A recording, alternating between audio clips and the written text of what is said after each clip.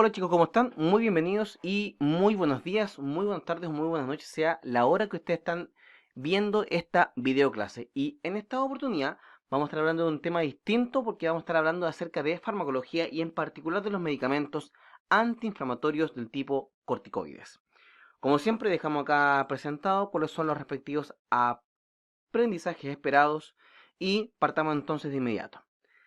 Cuando hablamos de un medicamento que es un fármaco corticoide, hay que tener muy claro que se trata de medicamentos que buscan reemplazar o que buscan fortalecer el funcionamiento del cortisol, que pertenece entonces a una hormona que viene desde la zona fascicular o la zona intermedia, desde la glándula suprarrenal.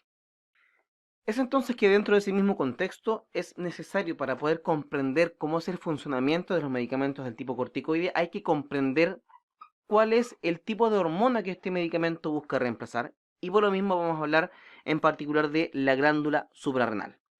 La glándula suprarrenal se encuentra ubicada justo por sobre cada riñón en la zona retroperitoneal y está compuesta por una médula que es la zona interna que estamos viendo y marcando en este esquema, que representa al 20% del peso total que tiene esta glándula y que se encarga principalmente de la generación de las catecolaminas, que son los neurotransmisores presentes en el sistema nervioso autónomo del tipo simpático. Pero también vamos a observar que tenemos una segunda parte que tiene esta glándula, que es la corteza, y que representa cerca del 80% del peso total de esta glándula y se encarga principalmente de la generación de las hormonas esteroideas y corresponde a este segmento que estoy ahora marcando justamente por fuera de la médula. Si hacemos una especie de un pequeño corte de esta glándula, vamos a encontrar que en la zona más interna encontramos la médula para la síntesis de catecolaminas, pero también tenemos la corteza y la corteza se va a subdividir en tres grandes capas o en realidad llamadas zonas. La zona glomerular, que se encarga de la generación de los mineralocorticoides, en particular la aldosterona.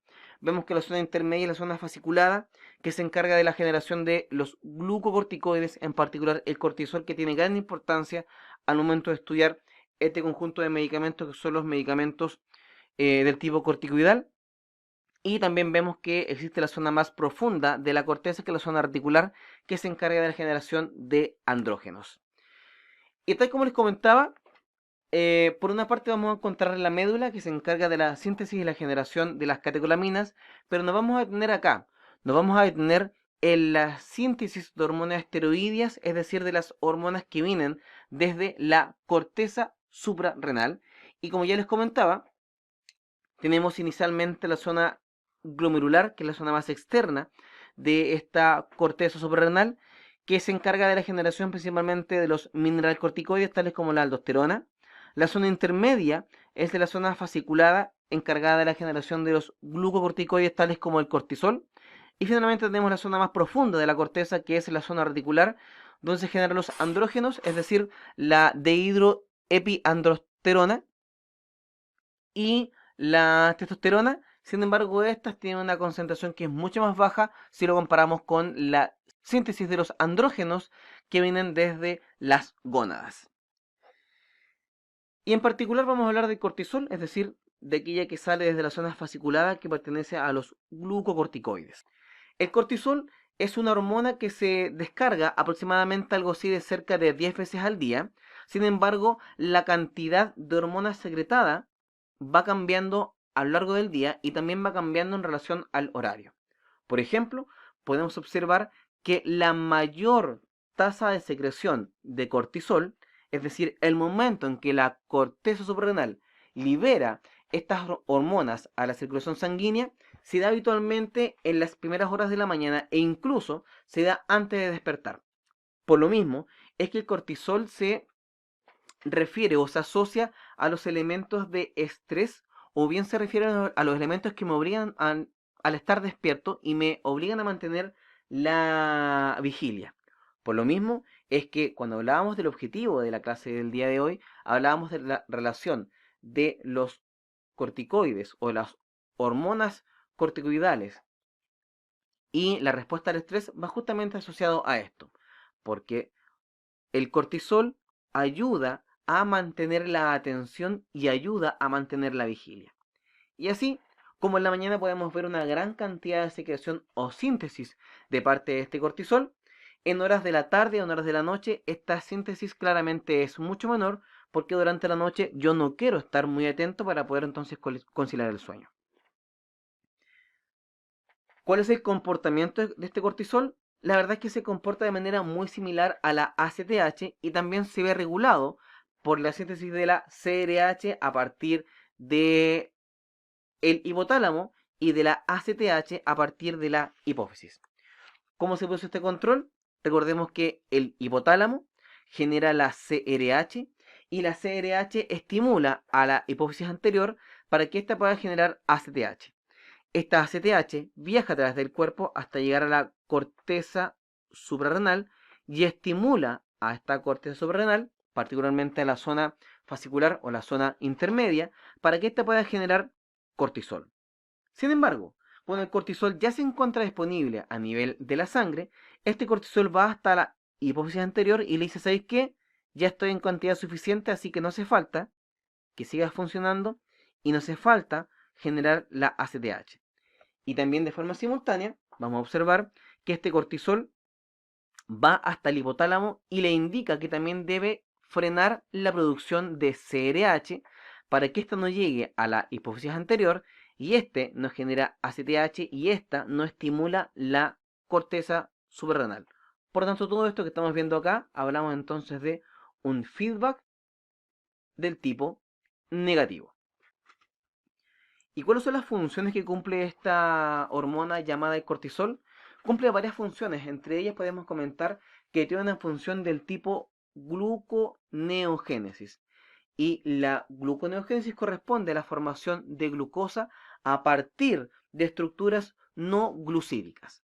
Para ello entonces se encarga de fomentar el almacenamiento del glucógeno, también se encarga de aumentar el metabolismo proteico en el músculo, se encarga de disminuir la síntesis de nuevas proteínas, se encarga de aumentar la lipólisis, se encarga de también permitir la presencia de glicerol extra para la gluconeogénesis.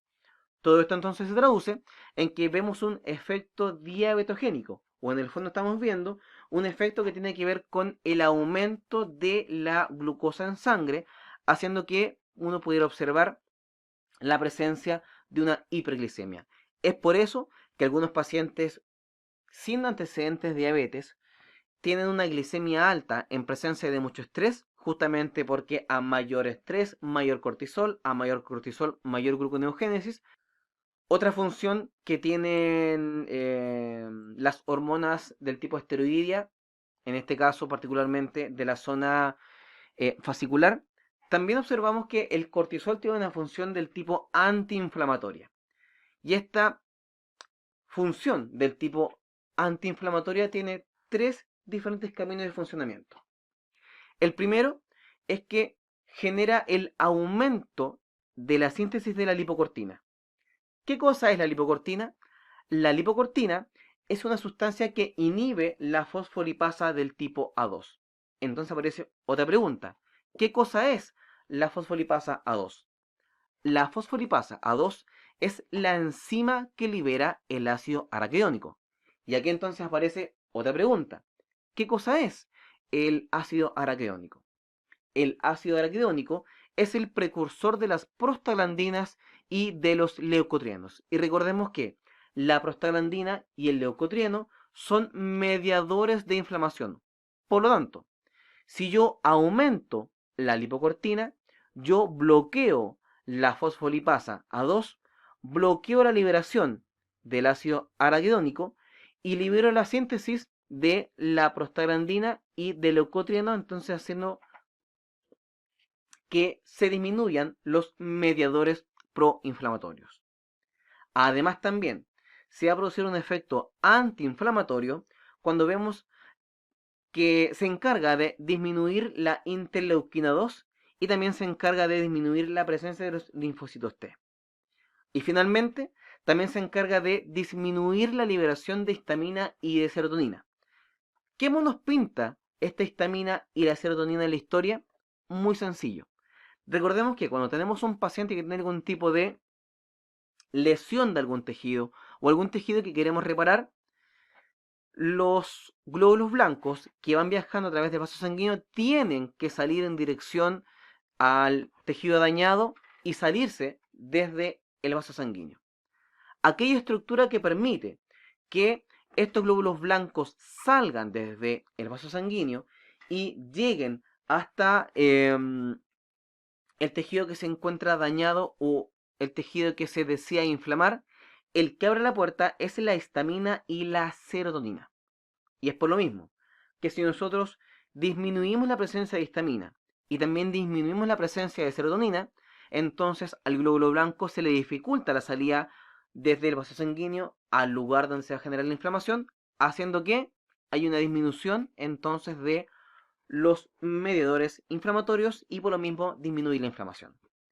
Otra función muy importante que tiene el cortisol es que va a estar suprimiendo el sistema inmune.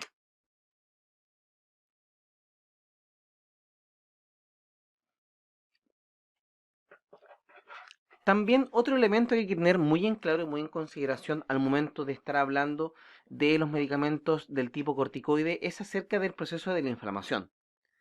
La inflamación se caracteriza porque tiene 5 grandes características. Primero, mucho calor, rubor, que es un enrojecimiento en la zona que se encuentra inflamada, tumefacción, que es esta sensación como de abultamiento de la zona que se encuentra inflamada, la presencia de dolor y también la pérdida de la función. ¿Cómo se produce este proceso inflamatorio? Cuando el tejido se ve dañado, que puede ser a través de un proceso infeccioso o puede ser cualquier otro tipo de anoxa, se generan varias respuestas.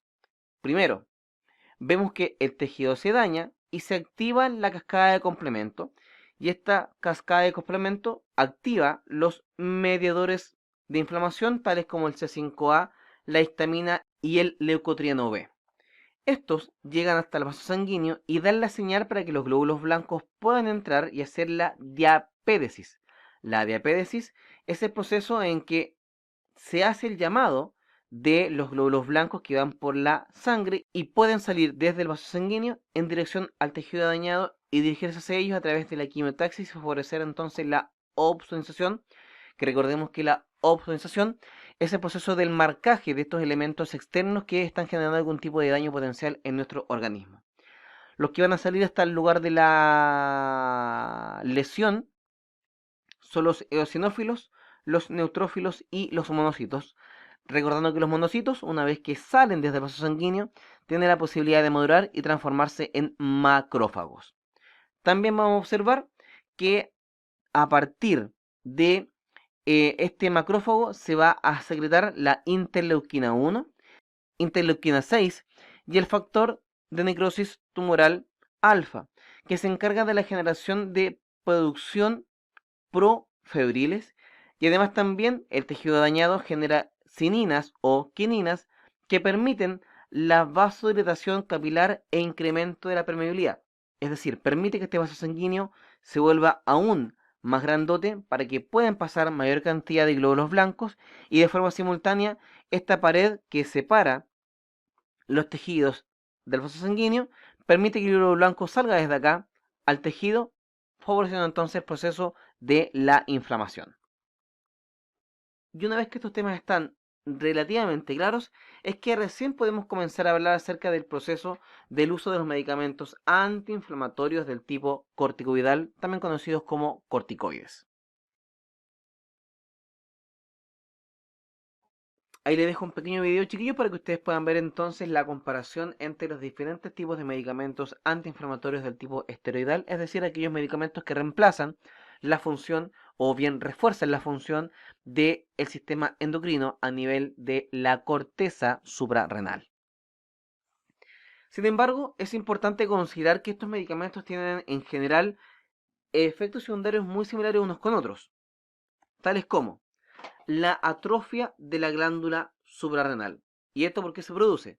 Dado que, como estoy dando cortisol de manera exógena, se produce el feedback negativo, haciendo que se disminuye la producción de la ACTH y como disminuye la ACTH, disminuye el impulso de hormonas que llega hasta la corteza suprarrenal. Por lo tanto, el uso de estos medicamentos puede generar la atrofia de esta glándula porque esta glándula no va a requerir trabajar tanto porque el cuerpo ya tiene cortisol, solamente que esta vez es secundario el uso del medicamento. También puede causar alteración a nivel muscular. También puede ser el catching iatrogénico, que el catching se da por un aumento de las sustancias corticoidales dentro del cuerpo y si que claramente damos un medicamento que aumenta la respuesta corticoidal, sabemos que este paciente puede evolucionar hacia un catching iatrogénico. También altera o modifica la respuesta metabólica haciendo que la glicemia esté habitualmente más alta, genera alteración digestiva, genera osteoporosis, genera alteración ocular, genera alteración de la mente y también tiene el riesgo de fomentar la reactivación de algunas infecciones porque recordemos que una función que tiene el cortisol es justamente permitir que se disminuya el funcionamiento del sistema inmune. Y si el sistema inmune se ve empobrecido en cuanto a calidad de funcionamiento, claramente se podría entonces aprovechar alguna infección oportunista y causar entonces daños al paciente. ¿Cuáles son los medicamentos que están dentro de este grupo? Son bien sencillos porque primero encontramos la hidrocortisona, medicamento utilizado para la exacerbación del asma, del choque anafiláctico e hipersensibilidad de carácter inmediato y además también de insuficiencia suprarrenal de carácter agudo y artritis reumatoidea. Esto lo vamos a dar predominantemente en pacientes que tienen un cuadro inflamatorio severo, principalmente de origen visceral, dado que los medicamentos antiinflamatorios del tipo no esteroidal, tales como por ejemplo el ketorolaco, ketoprofeno, ibuprofeno, diclofenaco, isaralgo, etc., son medicamentos que trabajan predominantemente a nivel de la inflamación osteomuscular, salvo el ketorolaco que tiene por ahí un efecto a nivel de la vía renal. Sin embargo, en su gran mayoría, los medicamentos AINES actúan a nivel osteomuscular, versus que, en este caso, la hidrocortisona, al ser un medicamento del tipo corticoide, tiene un principal y primordial uso a nivel de las vísceras u órganos. Por ejemplo, si tenemos un paciente que se encuentra con un asma descompensado, es un paciente que requiere rápidamente de poder relajar las vísceras respiratorias y por eso entonces vamos a dar la hidrocortisona. También la vamos a utilizar para pacientes que estén cursando con un choque anafiláctico o una hipersensibilidad de carácter inmediata. Este medicamento, cuando es para un paciente pediátrico, va en dosis de 1 a 5 miligramos por kilo por día. Y para el paciente adulto, la dosificación es de 100 a 200 miligramos por día.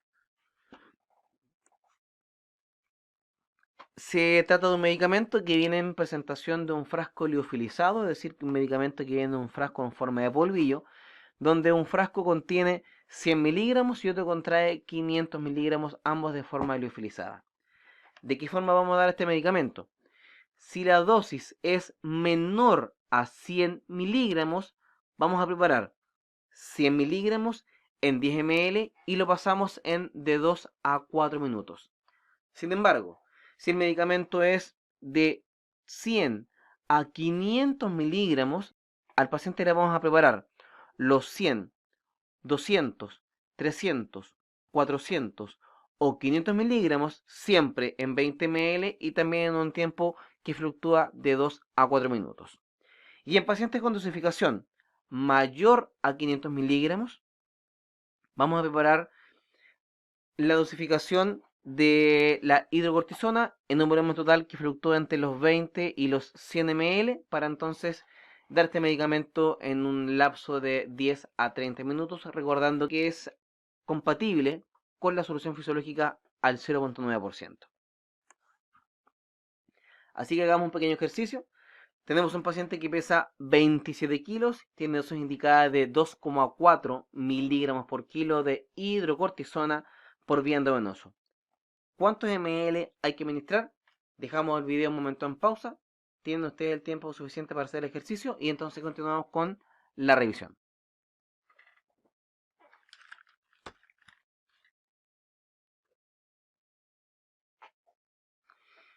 Veamos entonces este ejercicio. Tenemos un paciente que pesa 27 kilos, dosis indicada de 2,4 miligramos por kilo de hidrocortisona. Así que sacamos la cuenta de inmediato, cuánta es la cantidad de dosis que requiere el paciente. Y multiplicamos 27 por 2,4, nos arroja 64,8 miligramos. Si este medicamento entonces tiene una dosificación que es menor a los 100 miligramos, como arroja acá, preparamos 100 miligramos en 10 ml. Por lo tanto, si 100 miligramos están en 10 ml, los 64,8 miligramos, ¿cuántos ml son? Multiplicamos cruzado, dividimos por aquel que queda solo, nos queda entonces esta fórmula, eliminamos la unidad que se repite, terminamos de multiplicar, de dividir, y entonces obtenemos que al paciente hay que administrarle 6,48 ml. Por otra parte, hay un paciente que tiene 65 años y una indicación de hidrocortisona por vía endovenoso 280 miligramos. Para este paciente de 65 kilos con dosis de 280 miligramos de medicamento EB, ¿cuántos ml hay que administrar? Lo mismo de siempre. Ponemos una pequeña pausa y hacemos el ejercicio. Una vez que el ejercicio ya lo han revisado, chiquillos, recordemos, estamos viendo un paciente que pesa 65 kilos con indicación de 280 miligramos de medicamento. En este caso, la dosis requerida es de inmediato 280, porque recuerden que en este momento en ningún lugar dice por kilo.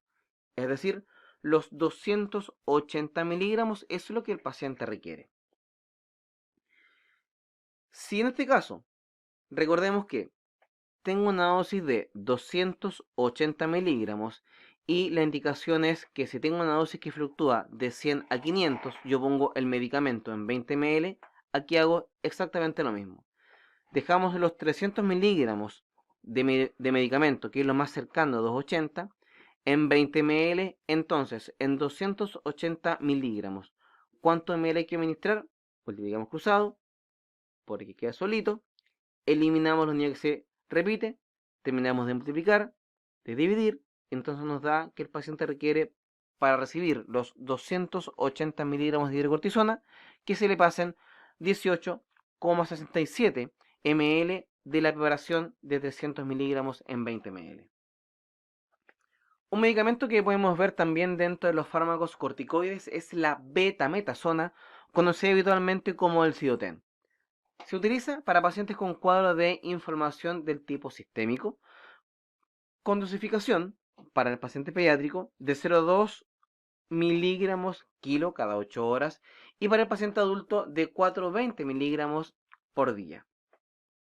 Este es un medicamento que viene en ampollas de 4 miligramos en 1 ml. También es posible verlo como medicamento comprimido, jarabe, ungüento o crema, pero en este caso vamos a profundizar respecto a lo que significa la preparación del medicamento por vía inyectable.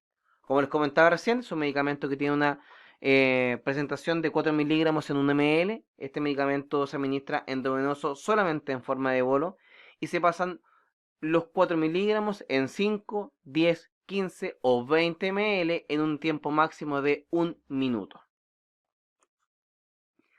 Así que hagamos un ejercicio. Tengo un paciente que pesa 25 kilos, dosis indicada de betametasona 0,1 miligramos por kilo. La pregunta es, ¿cuántos ml vamos a dar de esta solución que acabamos de preparar? Pongan pausa por un breve segundo, hacen el ejercicio y continuamos.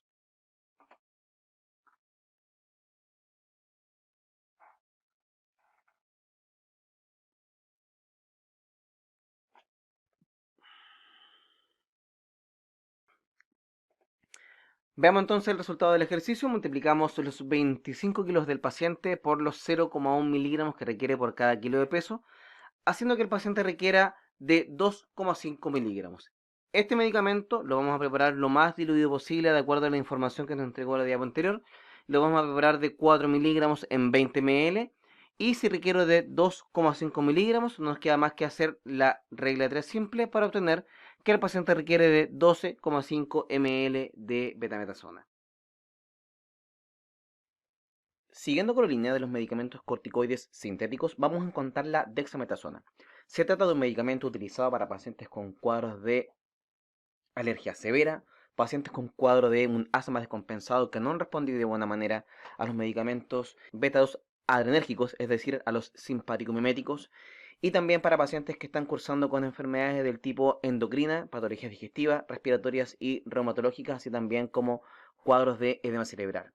La dosis indicada para el paciente pediátrico es de 0,08 a 0,3 miligramos kilo día en dos dosis, es decir, deberíamos dar 0,04 a 0,15 miligramos kilo cada 12 horas.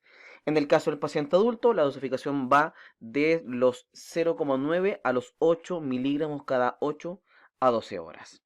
Efectos adversos, los habituales que uno puede encontrar con el uso de medicamentos corticoidales, tales como aumento de la presión arterial, insuficiencia cardíaca congestiva, hiperglicemia, síndrome de Cushing, hirsutismo y candidiasis. En cuanto a las contraindicaciones, claramente está la hipersensibilidad al medicamento, infección fúngica activa, una tuberculosis o una infección del tipo parasitaria. Este medicamento, ¿cómo se va a administrar? De acuerdo a la tabla que estamos viendo en este momento. Hay que conocer que este medicamento viene en ampollas de 4 miligramos en 1 ml. ¿Y cómo se va a administrar? Puede ser tanto por vía endovenoso como por vía intramuscular cuando se da de forma inyectable. En caso que el medicamento sea por vía intramuscular, se va a dar de manera directa, no requiere una mayor preparación. Sin embargo, cuando vamos a dar el medicamento por vía endovenoso, hay que hacer ciertas salvedades en relación a la dosificación que el paciente tiene indicada. Si el paciente tiene una dosis indicada que es menor a 10 miligramos, el medicamento no requiere ser preparado y se administra en forma de bolo en un tiempo que fluctúa de 2 a 3 minutos. Versus que si la dosis que se va a entregar al paciente es mayor a 10 miligramos, se va a dar en forma de infusión, llevando el medicamento a una concentración de 1 miligramo en 1 ml. Esto quiere decir que si el paciente tiene indicado 10 miligramos, debemos dejarlo en 10 ml. Si el paciente tiene una dosificación indicada de 12 miligramos, deberíamos dejarlo entonces en un volumen de 12 ml. Y todo esto lo vamos a pasar en un tiempo que va de los 30 a los 60 minutos, de acuerdo a lo que nos indica la bibliografía. Podemos encontrar este medicamento, además de inyectable, como medicamento comprimido o suspensión oral para ser dado por vía oral, así también como una suspensión oftálmica y suspensión ótica para estas dos diferentes vías de administración, pudiéndose encontrar este solo o bien asociado a ciprofloxacino, clotrimazol, dihidroxiquinoleína y tobramicina. Otro medicamento del tipo corticoidal sintético que podemos encontrar va a ser la metilprednisolona. Este medicamento se utiliza para pacientes con cuadros de carácter endocrino, tales como la enfermedad de Addison, deficiencia córtico suprarrenal, hiperplasia suprarrenal congénita y pacientes con tiroiditis. También en algunas alteraciones electrolíticas, tales como la hipercalcemia.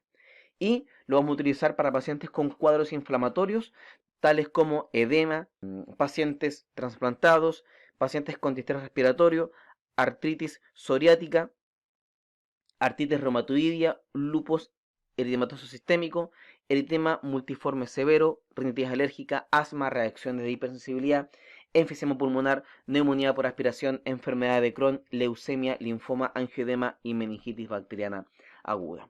La dosificación es lo que estamos viendo acá. Para el paciente pediátrico, cuando es por vía endovenoso, se da de 1 a 2 miligramos kilo día, que puede ser dado en una o dos tomas. Y cuando el medicamento es por vía intramuscular, se dan 7,5 miligramos kilo cada 24 horas. En el caso del paciente adulto, la dosificación va desde los 10 a los 1500 miligramos por día, que puede ser dado una sola dosis o bien incluso hasta 6 dosis. Y cuando es por vía intramuscular, la dosificación va de los 10 a los 80 miligramos cada 24 horas. Si hay una salvedad, una particularidad que tiene este medicamento, que es en el caso del paciente con traumatismo raquimedular. En ese caso, vamos a administrar un bolo que va a ser de 30 miligramos por kilo. En 15 a 30 minutos vamos a dar en bolo rápidamente. Y una vez que termine este bolo, vamos a administrar 5,4 miligramos kilo. Todo esto diluido en 230 ml de solución. Ya vamos a ver a continuación cuál es la solución que es compatible. Y todo esto lo vamos a entregar en 23 horas. Efectos adversos que podemos ver con este medicamento, tal como lo hemos visto también con otros medicamentos del tipo corticoidal: retención de sodio y agua, edema, hipertensión, insuficiencia cardíaca congestiva, arritmias cardíacas, alteraciones en el electro asociado a las alteraciones de los electrolitos, alcalosis hipocalcémica, hipocalcemia, debilidad muscular. Y está contraindicado en pacientes que estén cursando con cuadros de hipersensibilidad y también de infección sistémica, evidentemente salvo que el paciente requiera, por una cuestión de vida o muerte, la administración de este medicamento. En relación al uso de este medicamento, lo podemos encontrar en presentaciones de 4 y 16 miligramos. Sin embargo, evidentemente es necesario conversar con mucho más detalle lo que significa el uso de este medicamento por vía inyectable. Este medicamento viene en presentación de frasco ampolla de 40 miligramos, 125 miligramos, 500 miligramos y también de 1 gramo. Existen presentaciones que vienen solamente el fármaco liofilizado en esta forma de polvillo, en algunos casos vienen con su respectivo diluyente y también en algunos casos vienen con el sistema ACT o vial, que lo vamos a ver un poquito más adelante con un video. En el caso, como les comentaba recién, de su administración de manera inyectable, lo podemos dar por vía intramuscular y se prepara de 250 miligramos por cada 1 ml. Por lo tanto, si la dosis corresponde a 500 miligramos, serían 2 ml, 750 miligramos serían 3 ml y 1 gramo serían 4 ml. ¿Qué ocurre en el caso de este medicamento por vía endovenosa? En el caso del paciente pediátrico, lo vamos a administrar cuando es en bolo a una concentración de 125 miligramos por cada 1 ml y se pasa de 3 a 15 minutos. En el caso que este medicamento tenga que ser administrado en forma de infusión, debemos alcanzar una concentración de 2,5 miligramos por cada 1 ml y debemos administrarlo en un tiempo que fluctúa de los 30 a los 60 minutos. ¿Qué ocurre en el caso del paciente adulto? En el caso del paciente adulto, este medicamento se prepara de 125 miligramos en 100 ml y se pasa en un tiempo de 30 minutos, y en el caso que la dosificación sea de 1 gramo, se prepara en 250 ml y también se administra en un tiempo de 30 minutos. Caso especial lo tiene el uso de este medicamento para el trauma raquimedular, donde vamos a dar este medicamento en dos pasos.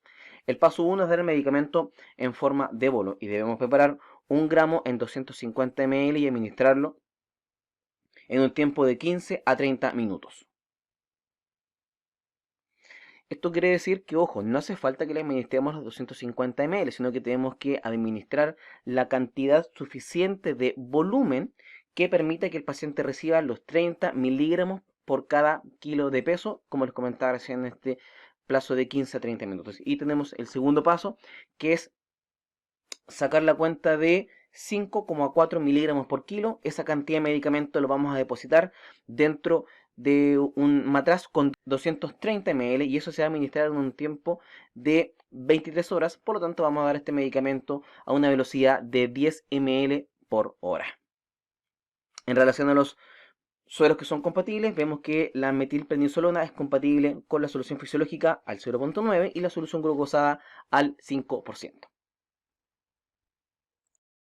Vamos a mostrar un pequeño video ahora para quienes no conocen el sistema ACT o vial, donde claramente vemos que en la parte superior de este sistema vemos que viene una especie de cápsula que contiene líquido y arriba tiene un tapón o tiene un botón. Cuando este botón se presiona, permite entonces que este líquido pase hasta el frasco y va entonces a reconstituir el medicamento que viene en forma liofilizada. Entonces le dejo por un par de segundos el video para que ustedes lo puedan ver.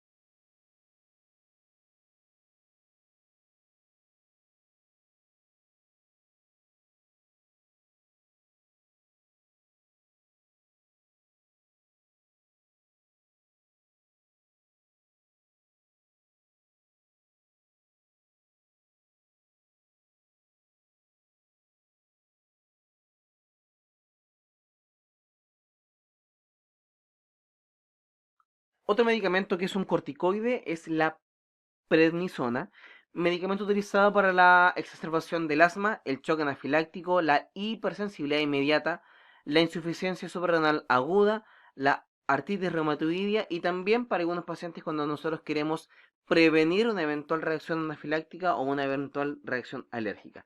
En este caso, la prednisona es un medicamento que va en dosificación de 0,5 a 2 miligramos por kilo por día. Yo les voy a sugerir siempre que sea la menor dosis posible, porque de esta manera entonces evitamos los efectos secundarios propios de los medicamentos corticoides y encontramos que sus efectos secundarios son pancreatitis, acné, problemas subcutáneos, síndrome de Cushing, arritmia, alteración del ciclo menstrual, debilidad muscular, náusea, vómitos y estrías rojas. Este medicamento es un fármaco que viene en forma de pomada o de ungüento oftálmico y también viene en forma de comprimido y en forma de solución de 20 miligramos en 5 ml, comprimidos de 5 y 20 miligramos y la verdad es que se da solamente por vía oral y al ser por vía oral entonces no requiere mayor análisis o mayor conversación. También tenemos otro medicamento que es la prednisolona y la prednisolona es un medicamento que se administra 1 o 2 gotas en cada ojo en caso de que haya dolor y se indica para pacientes con condición inflamatoria o alérgica del ojo sensible a esteroides, en caso de algún tipo de traumatismo a nivel ocular, en caso de algún tipo de infección a nivel ocular, también para la iritis, irinociclitis, ciclitis, coriditis y la corioretinitis. Vemos entonces también en pantalla cuáles son sus respectivos efectos adversos y sus contraindicaciones.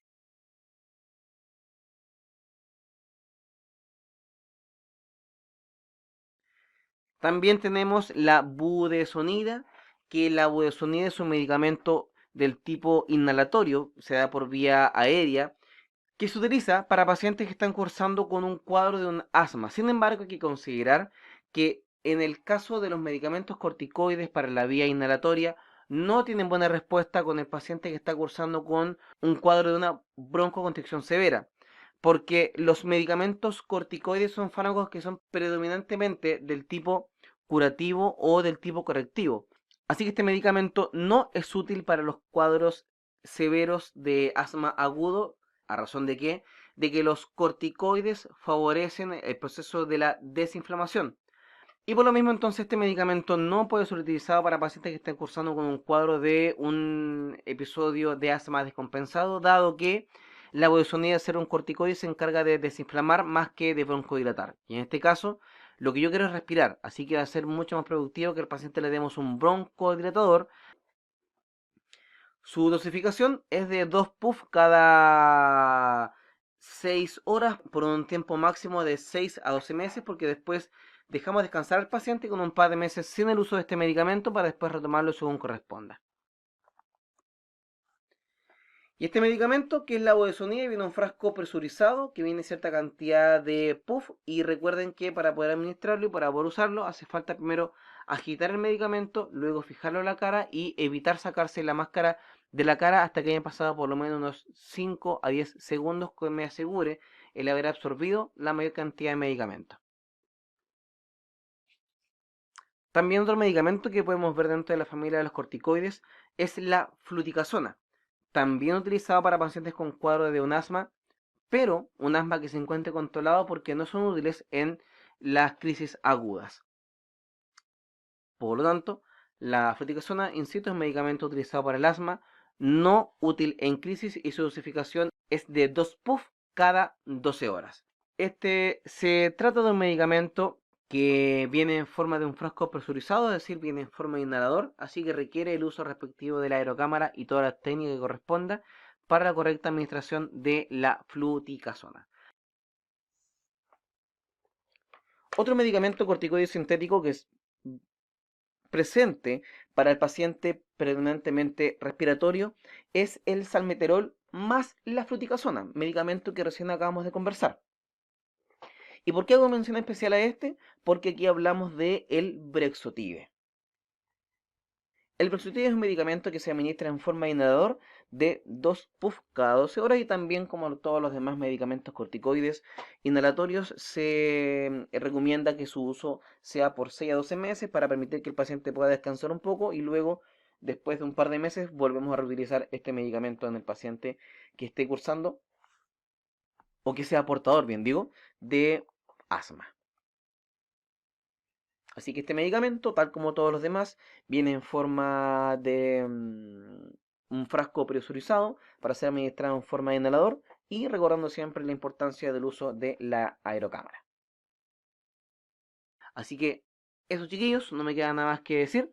Y ya para ir terminando, vemos entonces una pequeña reseña acerca de los glucocorticoides, recordando que el principal glucocorticoide es el cortisol y vemos entonces toda la respuesta que es capaz de generar.